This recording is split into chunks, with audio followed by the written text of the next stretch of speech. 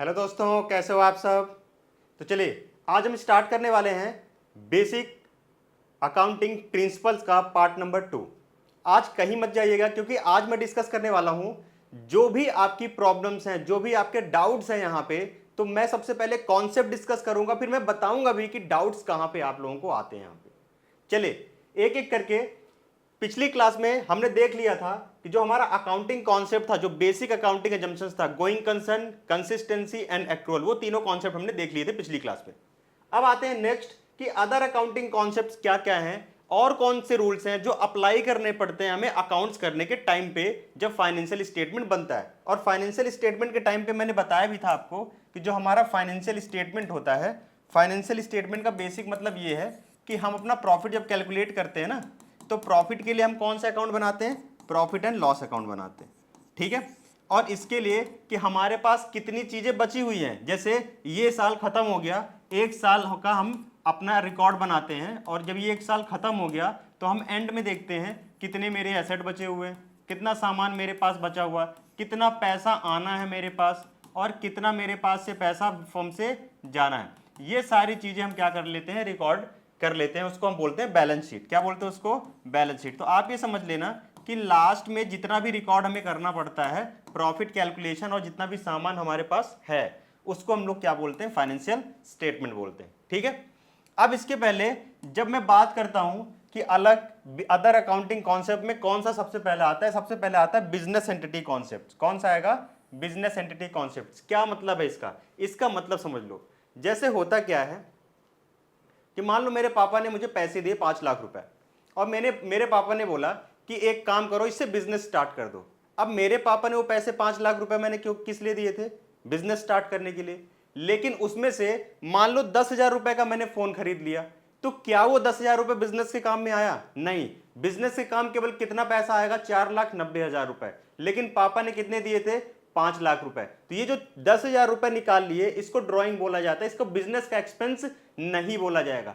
इसी तरह से बिजनेस एंटिटी कॉन्सेप्ट मुझे यह बताता है कि जो पापा ने पैसे लगाए हैं, पापा अलग हैं, अब वो पैसा बिजनेस का हो गया। जो 5 लाख रुपए पापा ने दिए थे, वो पैसा किसका हो गया? बिजनेस का हो गया। बिजनेस एंटिटी कॉन्सेप्ट यही बताता है कि आपको बिजनेस को अलग मान के चलना और पापा को अलग मान के चलना है। पापा ऑनर हो गया बिजनेस के, बिजनेस की अपनी अलग आइडेंटिटी हो गई। यही मतलब होता है बिजनेस एंटिटी कॉन्सेप्ट्स का, ठीक है। कह रहा है the business is treated as a separate entity. Separate मतलब अलग। क्या माना जाता है? ये अलग एंटिटी मानी जाती है फ्रॉम इट्स ऑनर, अपने ऑनर से, दूसरों से नहीं, ऑनर से। इसका मतलब ये जो बिजनेस बना हुआ है, ये बिजनेस और ये ऑनर दोनों अलग हैं, दोनों को अलग मान के चलना। अगर ये पैसा लगाते भी है ना, तो ये इसको अपने पास रख लेगा पूरा 5 लाख रुपए, और बोल देगा कि ये इनको मुझे बाद में वापस करने, और उसके लिए क्या वर्ड डाल देगा? कैपिटल वर्ड लिख देते हैं। तो ध्यान में यही रखना है कि जो बिजनेस एंटिटी कॉन्सेप्ट कहता है, वो कहता है हमारा बिजनेस, इसकी आइडेंटिटी अलग है क्योंकि इसका नाम अलग है, और ऑनर हमारे लिए क्या है? अलग है। अब ये कहता है अकाउंटिंग केवल ये किसके पर्पज से मानना है? अकाउंटिंग मतलब आप जब अकाउंट बनाने जा रहे हो केवल उसके पर्पज से। तो देखो इसका सिंपल मतलब क्या है। अगर मैं इसका सिंपल मतलब बताऊं कि मैं अपने दोस्त से पैसे लेता हूं तो मुझे अपने दोस्त के पैसे वापस करने पड़ेंगे। अगर मैं अपने किसी रिलेटिव से पैसे लेता हूं तो मुझे अपने रिलेटिव्स के पैसे वापस करने पड़ेंगे। अगर मैं किसी बैंक से पैसे लेता हूं तो मुझे बैंक के पैसे वापस। इसका मतलब अगर मैंने लिया है तो मुझे वापस करना पड़ेगा। और अगर मुझे वापस करना पड़ेगा और मैंने से 10 लोगों से पैसे ले लिए, तो मुझे सबका नाम लिखना पड़ेगा कि मुझे किसको कितने पैसे वापस करने। सेम यहां पे भी यही चीज कहता है कॉन्सेप्ट में कि हमें क्या करना है, जब बिजनेस ऑनर से पैसे लेगा तो ऑनर का नाम लिखेगा कि भाई मुझे ये पैसे ऑनर को वापस करने, क्योंकि बिजनेस अपने आप को अलग मान रहा है। कह रहा मैं अलग हूं, मेरे ऑनर जो मुझे मेरे ऊपर पैसा लगा रहे हैं वो अलग हैं, ठीक है। लेकिन केवल किसके पर्पज से? अकाउंटिंग। अकाउंटिंग का मतलब रिकॉर्डिंग करने के पर्पज से। तो ये कहता है कि मैं ऑनर का नाम लिख लूंगा, तो ऑनर का नाम न लिख के उनकी जगह क्या वर्ड लिखा जाता है? कैपिटल वर्ड लिखा जाता है। तो ऑनर का नाम न लिख के ऑनर की जगह कौन सा वर्ड लिखेंगे? हम कैपिटल वर्ड लिख देंगे, ठीक है। Therefore only business transactions are recorded in the books of business। केवल बिजनेस का जो ट्रांजेक्शन करेगा, जो भी एसेट खरीदेगा, जो भी गुड्स खरीदेगा, जो भी सर्विस लेगा, वही सब बिजनेस के नाम पे रिकॉर्ड होगा। अगर वो सर्विस ऑनर ले रहे हैं तो वो बिजनेस के लिए नहीं माना जाएगा। और अगर मान लो कोई सर्विस ऑनर ने ली, अब एग्जांपल बताता हूं, वो 5 लाख रुपए जो पापा ने दिए थे किसके लिए, बिजनेस करने के लिए, उसमें से पापा ने बोला 10,000 के लिए मेरे लिए कपड़े ले आना तुम। तो जब 10,000 रुपए के कपड़े ले आया ना, तो वो 10,000 रुपए ये इनका माइनस हो जाएगा। ये इन्होंने बिजनेस में टोटल अब कितना लगाया, 4,90,000। 10,000 रुपए तो उन्होंने अपने यूज के लिए लिया। तो कह रहा बिजनेस उन्हीं ट्रांजेक्शन्स को अपने पास रखेगा जो उसके लिए है, जो ऑनर के लिए नहीं है। तो अगर ऑनर वो पैसा निकाल रहे हैं किसी भी पर्पज से, अपने बेटे के लिए, अपने लिए, अपने माँ बाप की दवाई करवाने के लिए, मेडिकल के ट्रीटमेंट के लिए, तो ड्राइंग्स मानी जाएगी। अब यहां पे ये कह रहा है कि अगर मैं सिंपल देसी लाइन में बोलूं कि क्या मतलब होता है, तो कहता है ऑनर अलग है और बिजनेस अलग है हमारा। ठीक है, पापा के पैसे से बिजनेस शुरू हुआ तो बिजनेस का हिसाब अलग चलेगा, भले ही वो पैसा किसका है, पापा का है, लेकिन इसका हिसाब रहेगा वो हमेशा अलग चलेगा। ये मतलब होता है किसका, बिजनेस एंटिटी कॉन्सेप्ट। अब एग्जांपल देख लो, ऑनर ने इंट्रोड्यूस किया 5 लाख, ये कैपिटल ऑफ बिजनेस बनेगा। कैपिटल ऑफ बिजनेस का मतलब मैं आपको बताता हूं, ये कैपिटल वर्ड क्यों लिखा जाता है। कैपिटल वर्ड इसलिए लिखा जाता है, कैपिटल इंडिकेट करता है ऑनर को, कि मुझे ऑनर को, बिजनेस कहता है मुझे ऑनर को इतना पैसा वापस करना है। इसलिए मैंने एक समय बताया भी था कि जो कैपिटल होता है ये ऑनर के नेम की जगह पे लिखा जाता है। किसकी जगह पे लिखा जाता है, ऑनर के नेम की जगह पे हम वर्ड कैपिटल लिखते हैं। इसका मतलब होता है कि बिजनेस ऑनर, अगर कैपिटल में लिखा है 5 लाख, तो समझ लो बिजनेस ऑनर को कितना पैसा वापस करेगा, 5 लाख रुपए। ठीक है। दूसरा, owner withdrew 10,000 for personal use. अगर ऑनर ने 10,000 रुपए बिजनेस से निकाल लिए, तो बिजनेस कहता है कि अगर आपने इस 5 लाख में से 10,000 निकाल लिए तो मुझे आपसे 10,000 लेने हैं और 5 लाख देने हैं। तो टोटल अगर नेट अमाउंट बताऊं तो कितना हो गया, 4,90,000। मुझे अब आपको नेट कितना देना है, 4,90,000, क्योंकि आपने 5 लाख दिए थे, 10,000 आपने निकाल लिए। आप किसी भी पर्पज से निकालो, अपनी पॉलिसी कराने के लिए निकालो, अपने मम्मी पापा का ट्रीटमेंट करने के लिए निकालो, अपने बच्चों को साइकिल, स्कूटर, कंप्यूटर, ठीक है, 4 व्हीलर, कुछ भी करने के लिए, लैपटॉप परचेज करने के लिए निकालो, वो सब आप ले गए। बिजनेस कहता मुझे उससे मतलब नहीं, आपने 5 लाख लगाया, 10,000 आप ले गए, मुझे आपको 4,90,000 देना, ये बात क्लियर है। ठीक है। अब इसके बाद, owner personal electricity bill is not a business expense. देखो डायरेक्ट लिख दिया, ऑनर का जो पर्सनल घर का इलेक्ट्रिसिटी बिल है वो बिजनेस का एक्सपेंस नहीं है। उसको क्या माना जाएगा, इसको यहां पे लिख लो, इसको इसीलिए हम ड्राइंग्स मानते हैं। यही कॉन्सेप्ट होता है बिजनेस एंटिटी कॉन्सेप्ट। क्लियर है यहां तक? आई थिंक कॉन्सेप्ट ये समझ में आ गया होगा। जिसको एक बार और अच्छे से देखना है तो चलो फिर से एक बार रिवाइज करवा देते हैं। बिजनेस एंटिटी कॉन्सेप्ट होता क्या है? बिजनेस एंटिटी कॉन्सेप्ट में कहता है business is treated as a separate entity. Business को अलग माना जाएगा फ्रॉम इट्स ऑनर, अपने ऑनर से। मतलब बिजनेस अलग है, ऑनर अलग है। ऑनर अगर अपने लिए कोई चीज लेता है, वो बिजनेस के पैसे से निकाल के लेता है, तो बिजनेस कहेगा हम आपको भी इतना पैसा वापस नहीं करेंगे। अगर आपने 5 लाख लगाया, 10,000 का सामान ले लिया, तो समझ लो 10,000 मैं आपको नहीं वापस करूंगा, आपको 4,90,000 रुपए मुझे वापस करने हैं, क्योंकि 5 लाख में से 10,000 आप ले गए। ठीक है, वही कह रहा है, ऑनर अलग है, बिजनेस भी अलग है। पापा का पैसे से बिजनेस शुरू किया तो बिजनेस का हिसाब अलग चलेगा। ऐसा नहीं कि पापा उसी में से कपड़े खरीद रहे हैं, पापा उसी में से बच्चों के लिए लैपटॉप खरीद रहे हैं, पापा उसी में से अपने दादी के लिए दवा लेके आ रहे हैं, वो नहीं चलेगा। बिजनेस कहता है कि ये अगर आप ऐसा करते हो तो आपका ये अलग हिसाब माना जाएगा, मेरा अलग हिसाब माना जाएगा। ठीक है, ये हमारा क्या है, बिजनेस एंटिटी कॉन्सेप्ट। नेक्स्ट में हम आते हैं जिसको हम बोलते हैं money measurement concept. Money measurement concept क्या कहता है? मनी मेजरमेंट कॉन्सेप्ट में सिंपल ट्रिक है। कहता है जो चीज पैसे में आप मेजर कर सकते हो, जो चीज पैसे में आप नाप सकते हो, केवल वही रिकॉर्ड करो। अगर आप पैसे में नहीं नाप सकते हो तो मत रिकॉर्ड करो। अब जैसे देखो, कभी कभी इसमें क्या होता है, हमने गुड्स खरीदा, ठीक है, हमने गुड्स खरीदा, हमने 50,000 रुपए गुड्स खरीदे। मुझे तो पता है ना गुड्स कितने का है, कितने गुड्स है, 50,000 रुपए का। मैंने एक अलमारी खरीद लिया, अलमारी मुझे पता है कितने की, अलमीरा कितने की रहती है, 10,000, 15,000, 25, 30,000 की भी आती है, तो वो अमाउंट फिक्स है ना, मुझे पता है। लेकिन आप बताओ, मैंने क्या, मैंने बोला कि मेरा एक एम्प्लॉय बहुत अच्छा काम करता है, क्या मुझे उसकी कीमत पता है कि कितने रुपए का अच्छा काम कर रहा है? वो नहीं पता। मेरा एक एम्प्लॉय छोड़ के जा रहा था फर्म, मैं सबसे बोल रहा हूं ये बहुत अच्छा था, ये क्यों छोड़ के जा रहा है, मुझे कितने रुपए का नुकसान हो रहा है, क्या मुझे पता है? नहीं पता। क्यों नहीं पता? क्योंकि उसकी परफॉर्मेंस को हम मेजर ही नहीं कर सकते पैसे के टर्म में। हम कितना भी अच्छा बोल दें कि वो एम्प्लॉय बहुत अच्छा है, हम उसकी क्वालिटी बता रहे हैं कि वो बहुत अच्छा है, लेकिन हम ये नहीं बता सकते वो कितने रुपए का अच्छा है। ठीक है, तो इसके लिए बोला जाता है कि जो मनी में मेजरेबल हो, केवल वही रिकॉर्ड करना है। अब यहां डाउट कहां आता है? ठीक है, यहां डाउट सबसे ज्यादा बच्चों को ये आता है जब चैरिटी वगैरह क्वेश्चन आते हैं ना, कि बिजनेस ने चैरिटी कर दी, तो उसको भी मान लेते हैं कि ये बिजनेस। अगर ये बताओ आप, चैरिटी का मतलब क्या होता है? चैरिटी का मतलब होता है दान देना। मैंने किसी को एक फर्नीचर, एक चेयर दान में दे दिया, वो चेयर थी 1000 रुपए, मुझे पता है ना वो चेयर कितने की, 1000, ये बुक्स में रिकॉर्ड किया जाएगा।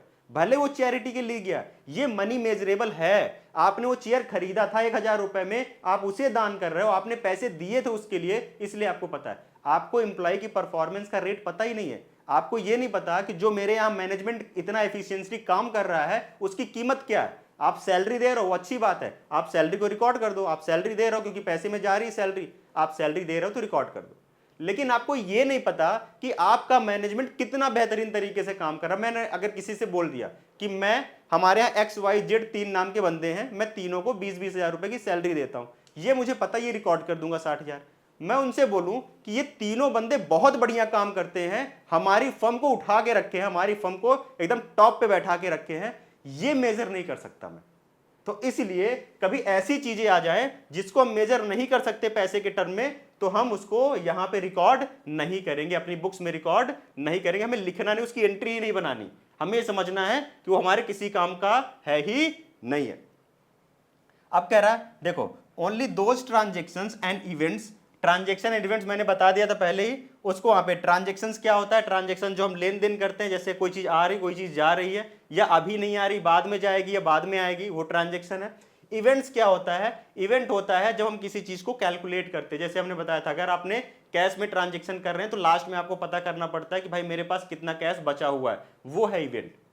ठीक है, अगर आपने किसी से पैसे लिए हैं और उससे लेन देन चलता रहता है, आप उससे पैसे लेते हो, आप उसको पैसे देते हो, तो आपको लास्ट में पता करना होगा कितना उससे लेना है या कितना उससे देना बाकी है, वो होता है event. Which can be measured in monetary term, monetary term मतलब मनी के टर्म में, आर रिकॉर्डेड इन अकाउंटिंग, उसी को हमें अकाउंट्स में अपने रिकॉर्ड करने की जरूरत है। अब अगर इसको देसी सिंपल लाइन में बोला जाए, जो चीज रुपए में नाप सकते हो, जिसको पता है। अब चैरिटी में देखो, मान लो कभी देखो, कभी क्या होता है कि नए नए मार्केट में गुड्स आते हैं, ठीक है, कोई भी सामान मार्केट में नया नया आता है तो उसके एडवर्टीजमेंट खूब चल रहे होते हैं। वो लोग अपने गुड्स को देते भी हैं यूज करने के लिए, एज अ सैंपल देते हैं कि जो, उनको पता नहीं एक पैकेट कितने रुपए का है, उनको पता है ये पैकेट 30 रुपए का है। ठीक है, अगर मैंने 10 पैकेट दिया तो 300 रुपए का गुड्स दिया, तो चैरिटी में पता हो जाता है कि गुड्स कितने का है। ठीक है, अगर मुझे लॉस भी हुआ, अगर मुझे लॉस हुआ, कभी मेरे यहाँ आग लग गई, मान लो बिजनेस में आग लग गई, हम बिजनेस कर रहे हैं, वहां आग लग गई, तो मुझे इतना तो पता है ना कि वो आग लग गई तो उसमें कितने रुपए का गुड्स गया, क्योंकि वो उसको मैंने खरीद के रखा हुआ था। मान लो आग में से मेरी 4 चेयर जल गई, और वो चारों चेयर का रेट तो पता है ना, क्योंकि मैं उसे परचेज करके लाया था। अगर मैं एक चेयर 2000 रुपए में परचेज करके लाया था, तो 4 चेयर कितने की हो गई, 2 × 2000 × 4, 8000। तो इसका मतलब ऐसा नहीं कि जो लॉस हो गया फायर में, या फिर जो चीजें मतलब हमने चैरिटी में दे दी उसका हमें पता है अमाउंट, हमें उन चीजों को नहीं रिकॉर्ड करना है जिसका अमाउंट हम पता नहीं लगा सकते। जैसे वही बुक्स में प्रॉपर्ली रिकॉर्ड होंगी, जो चीज रुपए में नाप सकते हो केवल उसी को प्रॉपर्ली रिकॉर्ड करना है, जो नहीं नाप सकते पैसे में उसको नहीं करना। एग्जाम्पल देख लो, परचेज ऑफ फर्नीचर 50,000 का रिकॉर्ड कर सकते हो, सैलरी 30,000 दी उसको रिकॉर्ड कर सकते हो। Good reputation of an employee, employee की एक अच्छी रेपुटेशन है, कितने रुपए की रेपुटेशन है बताओ जरा। मैंने कह दिया 1 लाख की रेपुटेशन है, ऐसा हो सकता है क्या पता उसकी 50,000 की, उसका एग्जैक्ट अमाउंट मुझे पता ही नहीं है, रेपुटेशन कितने रुपए की है। तो normally not recorded unless measurable, जब तक उसका मेजरेबल, जब तक उसको मेजर नहीं कर सकते पैसे के टर्म में, तब तक हमें उसे रिकॉर्ड करने की जरूरत नहीं है। ठीक है, तो यहां तक एक बार देख लीजिए और आप लोग नोट भी करते रहिए कि हमें कौन कौन से कॉन्सेप्ट हमारे हो चुके हैं। थर्ड आते हैं accounting period concept. Accounting period concept का मतलब क्या हो, मैंने बिजनेस में बताया था, एक घर वाला एग्जांपल बताया था, अगर याद होगा, मम्मी लोग सामान लेके आती है ना, और सामान लेके आती है तो 1 महीने का इकट्ठा सामान लेके आती है, क्या सोच के ले आती, खाना बनता रहेगा। ऐसे बिजनेस भी अपने लिए ट्रांजेक्शन करता है, वो सोचता है बिजनेस चलता रहेगा।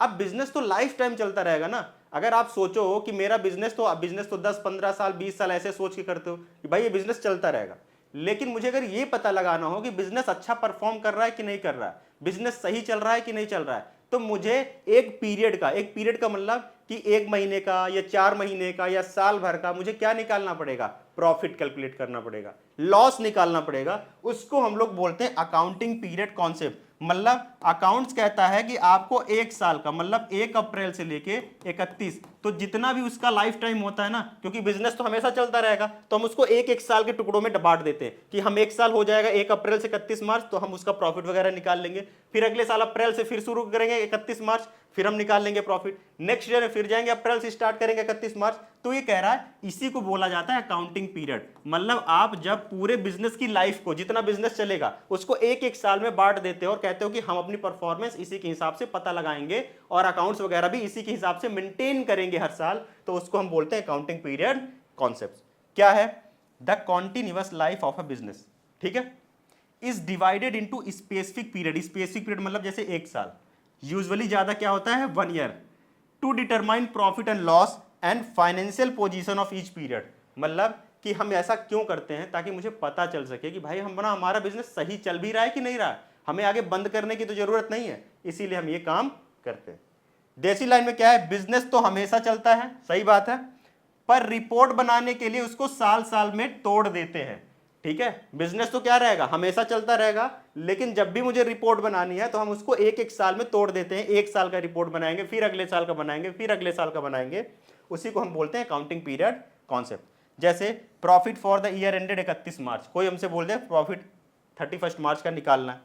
Annual financial statement, financial statement का मतलब है कि कितना हमारे पास एसेट बचा हुआ लास्ट में जाके एक साल के बाद।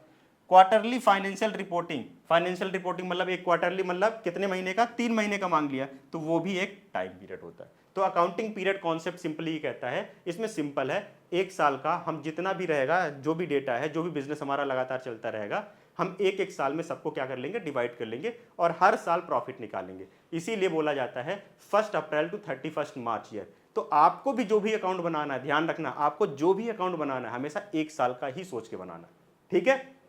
ये हमारा कौन सा? अकाउंटिंग पीरियड कॉन्सेप्ट है। चलिए एक बार इसको देख लीजिए पूरा, ऊपर से लेके नीचे तक। मैं थोड़ा साइड हो जाता हूं, अगर आप फोटो वगैरह क्लिक करना चाहते हो तो क्लिक कर सकते हैं, बाकी चलते हैं फिर नेक्स्ट पे। आइए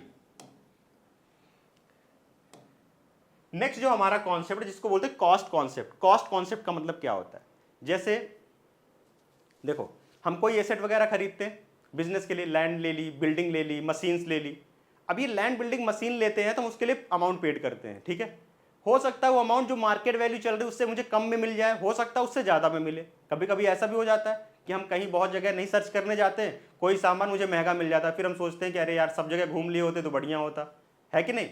तो कॉस्ट कॉन्सेप्ट कहता है कि आपने जितने में खरीदा है आपको उतने में ही रिकॉर्ड करना है उसको। आप ये नहीं देखना है कि उसकी मार्केट वैल्यू क्या है इस समय। हो सकता है किसी चीज की मार्केट वैल्यू एक महीने में ही गिर जाए, हो सकता है किसी चीज की मार्केट वैल्यू ऊपर हो जाए, तो आपको ऐसा नहीं करना। कॉस्ट कॉन्सेप्ट ये कहता है कि an asset is generally recorded at its acquisition. Acquisition का मतलब होता है परचेज कॉस्ट पे। एक्विजिशन का मतलब क्या होता है? परचेज कॉस्ट, जितने में खरीदा उतने में ही, including cost necessary to bring it usable condition. अगर यूजेबल कंडीशन का मतलब क्या होता है, क्यों ऐसा बोला गया कॉस्ट में? कभी कभी हम एक मशीन परचेज करते हैं तो उसको इंस्टॉल भी तो कराते हैं, उसका भी तो चार्ज लगता है, उसमें वेजेस भी तो देते हैं मजदूरों को इंस्टॉल कराने का, साथ साथ में उसको लाने का कैरीज वगैरह भी देते हैं, ठीक है। तो कहता है यूजेबल कंडीशन। अब बताओ, मैं एक बार गया दिल्ली, ठीक है, चांदनी चौक के मार्केट में, और मुझे सामान लेना था, मैंने सामान वहां ले लिया। क्या मैंने वहां अगर सामान 10,000 रुपए का लिया और अगर मैं उसे सामान को अपने घर पे नहीं लाऊंगा तो क्या मैं यूज कर पाऊंगा? नहीं कर पाऊंगा। इसका मतलब वहां से मुझे किराया लगाना पड़ेगा, मतलब एक ऑटो करनी पड़ेगी, ऑटो करके मैं सामान को यहां ले आऊंगा। मान लो सामान बड़ा है तो यहां पे कोई एक वर्कर को लगाऊंगा कि मेरे यहां 4th फ्लोर पे लाके सामान को रखे। इसका मतलब क्या हुआ? केवल परचेज करना ही सामान खरीदना नहीं होता, उस पर लगाया इंस्टॉलेशन का खर्चा, उस पर दी गई वेजेस, उसको कैरीज वगैरह, जो भी ऑटो फेयर वगैरह हम दे रहे हैं, वो सारा कुछ, मतलब जब तक वो एसेट यूज करने की कंडीशन में आपके ना जाए उसके पहले जितना भी खर्चा होता है सब क्या माना जाता है? कॉस्ट माना जाएगा, subject to applicable accounting standard. Asset को पहले उसकी खरीद की कॉस्ट पर एंट्री दो। खरीद की कॉस्ट पर मतलब जितने में खरीदा उतने पे ही, सिर्फ मार्केट प्राइस देखकर वैल्यू नहीं बदलते। मार्केट प्राइस देख के वैल्यू को बदलने की जरूरत नहीं है। जितने में आपने खरीद की है, मतलब जितने में आपने खरीदा है उसे, जितने में परचेज किया है, केवल उतने पे ही हमें उसको रिकॉर्ड करना है। यही क्या बताता है? Cost concept. लेकिन खरीदने में भी ये सारी चीजों को हमें ऐड कर लेना है। मशीन मैंने एक परचेज की 2 लाख की, उस पर इंस्टॉलेशन किया 20,000, कॉस्ट इंक्लूडेड नेसेसरी इंस्टॉलेशन। तो देखो कितने में रिकॉर्ड करोगे? खरीदा कितने में? 2 लाख में। कितना हुआ 20,000, तो टोटल अमाउंट कितना हो जाएगा 2,20,000, इतने में रिकॉर्ड करना है। दूसरा, फर्नीचर खरीदा 50,000 का, रिकॉर्डेड एक्विजिशन कॉस्ट पे, बिल्कुल 50,000 में खरीदा तो 50,000 में रिकॉर्ड कर दो। लैंड खरीदा 5 लाख में, तो लैंड को भी कितने में रिकॉर्ड कर दो, 5 लाख में रिकॉर्ड कर दो। ठीक है, इसको हम क्या बोलते हैं, कॉस्ट कॉन्सेप्ट।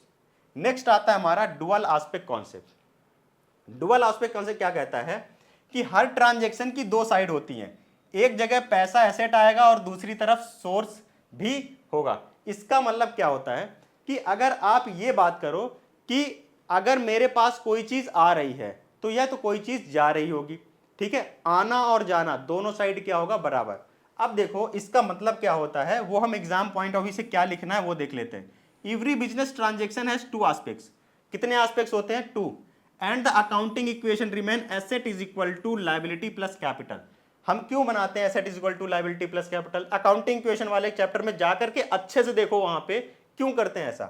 अगर मैंने 5 लाख की एसेट ली, ध्यान देना, और एसेट कौन खरीद रहा है, बिजनेस के नाम पे, ये 5 लाख रुपए कौन लगाएगा, या तो ऑनर लगा देगा 5 लाख, या ऑनर के पास पूरा पैसा नहीं है तो हम कहीं ना कहीं से उधार लेंगे पैसा, ठीक है, उसको बोलते हैं लोन लेना।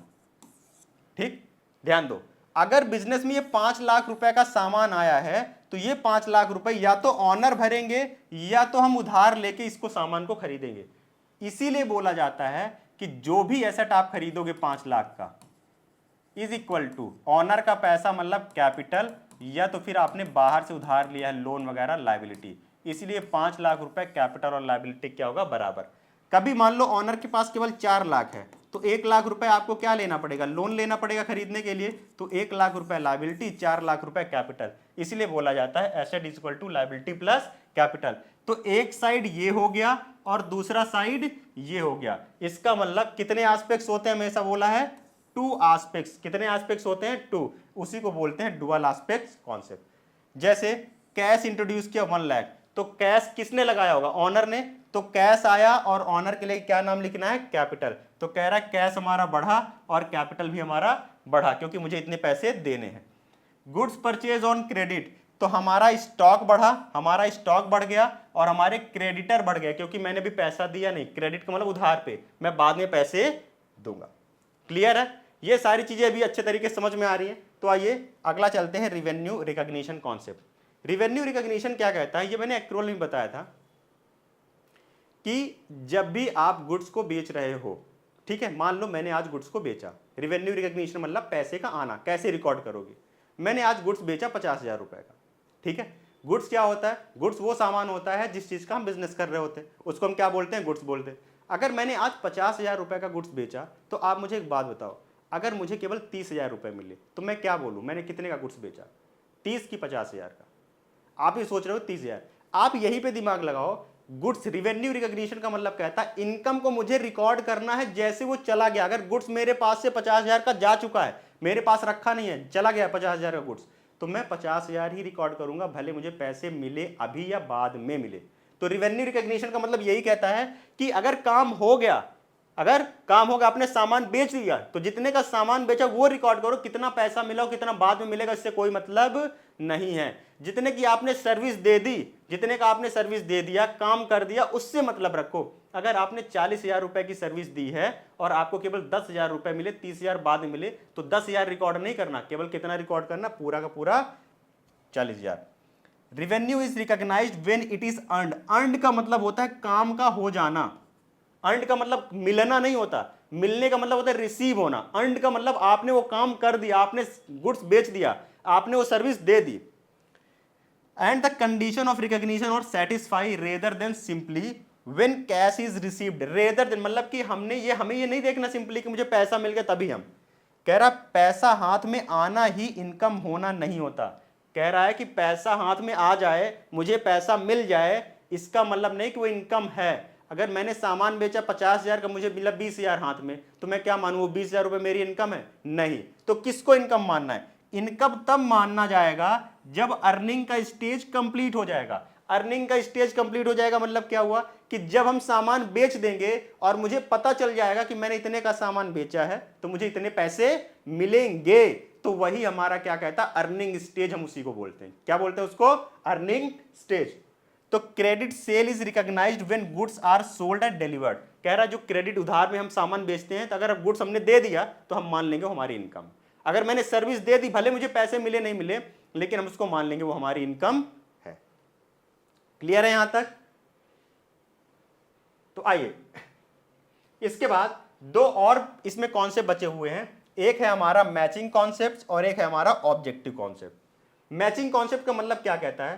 कहता है जिस इनकम को कमाने में जो खर्चा लगा, उस खर्चे को उसी पीरियड में इनकम के साथ मैच करो। इसका मतलब क्या हुआ? मैचिंग कॉन्सेप्ट सिंपल ये कहता है कि अगर इस साल मैंने 1 लाख रुपए कमाए हैं, ये मेरी अर्निंग है, और इसको कमाने के लिए इस साल मैंने 60,000 रुपए खर्च किए, तो इसको इससे मैच कराओ और बता दो प्रॉफिट कितना है, 40,000। अब इसमें से मैं बता रहा हूं कैसे। ये कॉन्सेप्ट का मतलब क्या होता है? कह रहा अगर इसमें से आपने 20,000 अगले साल पेड किया, 20,000 क्या किया, अगले साल आपने पेड किया, तो आप इस खर्चे को 40 मत मानो कि मैंने 40 किया। आपने टोटल खर्चा कितना किया, टोटल एक्सपेंस कितना, 60,000। इसका मतलब 60,000 भले ही आपने पेड बाद में किया, उससे मतलब नहीं है। तो मैचिंग कॉन्सेप्ट का मतलब होता है कि जो पैसे आपने इस साल में कमाए हैं, उसी पैसे को कमाने के लिए जितना भी आपने खर्चा किया होगा, जितनी भी सर्विस ली होगी, जितना भी चीजों का यूज करने के पैसे दिए होंगे, वो सब इसी साल में रिकॉर्ड करने हैं।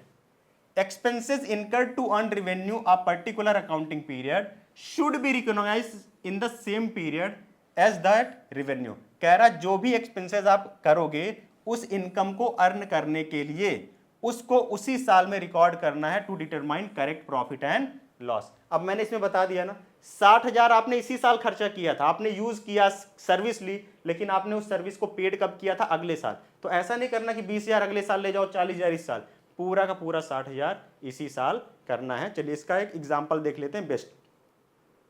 मान लो मैंने गुड्स बेचा और मैंने सामान बेचा 50,000 रुपए का, ठीक है, ये एग्जांपल ले लेते चलो। 1 लाख रुपए का मैंने सामान बेचा, उसके लिए मैंने सर्विस ली एक बंदे से 60,000 रुपए की। कितने की सर्विस ले ली उससे? 60,000 रुपए की, ठीक है। उसको मैंने 40,000 अभी दे दिया, मैंने बोला 20,000 हम बाद में देंगे। लेकिन ध्यान दो, इस सामान को बेचने, इस सामान को ये अर्निंग करने के लिए मैंने टोटल सर्विस कितने रुपए की ली थी? 60,000 रुपए की। तो ये 60,000 पूरा मुझे इसी साल में दिखाना है। अगर हम 20,000 बाद में भी पेड करते उससे मुझे मतलब नहीं है। सामान लिया कितने का या सर्विस ली कितने की, उससे मतलब होना चाहिए, कितना पेड किया उससे मतलब नहीं। क्यों? तभी हम करेक्ट निकाल पाएंगे कि जो हमारा प्रॉफिट आ रहा है 40,000। अगर हम नहीं करेंगे तो हमारा प्रॉफिट कितना आ जाएगा? 60,000, जबकि ये गलत है। हमारा प्रॉफिट कितना आना चाहिए? 40,000। इसको हम बोलते हैं मैचिंग कॉन्सेप्ट। तो salary related to the March is charge to March, March से रिलेटेड है, मार्च में करो। Depreciation match with the revenue generated by use of asset. तो डेप्रीसिएशन, जो एसेट आप यूज कर रहे हो उस पर डेप्रीसिएशन इस साल लग रहा है, इसी साल दिखाओ। Cost of goods sold is match with sales revenue. COGS का मतलब होता है कि जो आपने सेल किया जितना गुड्स, उस पर आपने कितना खर्च किया था, वो इसी साल में हमें दिखाना है। अब आते हैं next objective concept. Objective concept क्या कहता है कि आपको सोच कर नहीं करना कि यार मुझे ऐसा लगता है ऐसा होगा। कभी कभी हमने कहते हैं ना, मुझे ऐसा लगता है कि ऐसा होगा, उस बेसिस पे नहीं, आपको फैक्ट के बेसिस पे रिकॉर्ड करना। आप जो भी ट्रांजैक्शन रिकॉर्ड करने हैं उसके लिए आपके पास डॉक्यूमेंट होना चाहिए। आप ये नहीं कहोगे यार मुझे ऐसा लगता है वो एम्प्लॉय बहुत ईमानदार है, उसने 10,000 बोल रहा है तो 10,000 खर्चे किए होंगे बाहर जाके। ऐसा सोचना नहीं है। उस 10,000 की पर्ची मंगवानी कि भाई कहाँ कहाँ खर्चा किए हो, उसकी स्लिप्स मंगवानी कि आपने खर्चा किया कहाँ कहाँ है। मैंने एक अपने एम्प्लॉय को भेज दिया एक बार, मैंने कहा कि एक काम करो, जा करके तुम एक सामान ले आओ। सामान था 30,000 रुपए का, ठीक है, उसकी कोई स्लिप वगैरह नहीं थी। मैं क्या मान लूँ कि उसने लाया होगा, उसने खर्चे किए होंगे? नहीं। अगर किए भी हैं, आपके पास सामान आ भी गया, आपको दिख भी रहा है, तब भी आपको उसकी स्लिप मंगाना जरूरी है, आपको एविडेंस लेना जरूरी है। ऐसा अकाउंटिंग टर्म में बोला गया, उसी को हम क्या बोलते हैं? Objectivity concept. Accounting information should be based on objective, verifiable, उसको आप वेरीफाई करो, एंड रिलायबल एविडेंस होना चाहिए रेदर देन पर्सनल ओपिनियन और बायस। उसके लिए पर्सनल ओपिनियन चेक नहीं करना आपको कि नहीं ऐसा हुआ ही होगा। तो कहता है हिसाब मुझे लगता है पर नहीं, ठीक है, मतलब जो हिसाब मुझे लगता है पर नहीं करना, बिल और बाउचर और डॉक्यूमेंट पर बनाना है कि अगर मुझे लग रहा है कि मुझे लगता है कि ऐसा है उसके बेसिस पे नहीं बनाना। किसके बेसिस बनाना? उससे बिल लो, बाउचर, डॉक्यूमेंट लो कि क्या ये एक्चुअल में ट्रांजेक्शन हुआ है कि नहीं हुआ। जैसे परचेज रिकॉर्ड यूजिंग इनवॉइस, जब हम परचेज करते हैं तो हमें एक बिल मिलता है, उसको इनवॉइस बोलते हैं। Salary supported by payroll record, payroll का एक बनाते हैं कि किसको कितनी सैलरी दी गई है। Bank balance verified from bank statement, bank statement से बैंक बैलेंस को वेरीफाई करो तब उसको रिकॉर्ड करो। तो ये था हमारा सारा अकाउंटिंग कॉन्सेप्ट जितना हमारे हैं। आई थिंक ये चीज आपको बहुत अच्छे तरीके से समझ में आई होगी, और सारे जितने भी डाउट्स हैं वो मैंने आपको बता दी कहां कहां पे सब बच्चे फंसते हैं। तो इतना ही अभी इस वीडियो में, सिर्फ इतना ही करते हैं। नेक्स्ट मिलते हैं इस वीडियो के पार्ट नंबर 3 में। बने रहिएगा हमारे साथ, बहुत ही जल्द मिलेंगे नेक्स्ट वीडियोस में।